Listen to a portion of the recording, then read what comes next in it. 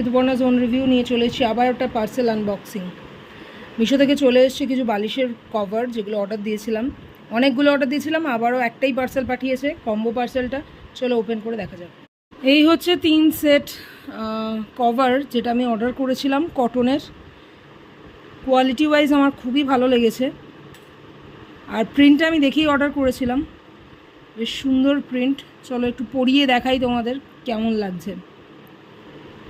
এটা একটা কালার, এটা পিঙ্ক, এটা হচ্ছে স্কাই ব্লু। এই হচ্ছে ফার্স্ট কভারটা, পিঙ্ক কালার যেটা।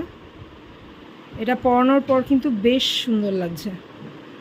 এই জায়গাটা শুধু হোয়াইট দিয়ে প্রিন্ট রয়েছে, বাকিটা পুরোটাই পিঙ্ক কালার। এদিকেও সেম জায়গায় হোয়াইট দিয়ে প্রিন্ট রয়েছে। এটা হচ্ছে এটার আর একটা কভার। এটা হচ্ছে আর একটা কভার। এটা কাইন্ড অফ গ্রিন, কিন্তু গ্রিনটা একটু অন্য টাইপের গ্রিন। এটারও দুদিকে সেম প্রিন্ট রয়েছে।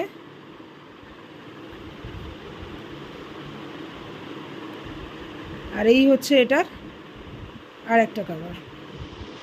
এটা হচ্ছে স্কাই ব্লুটা।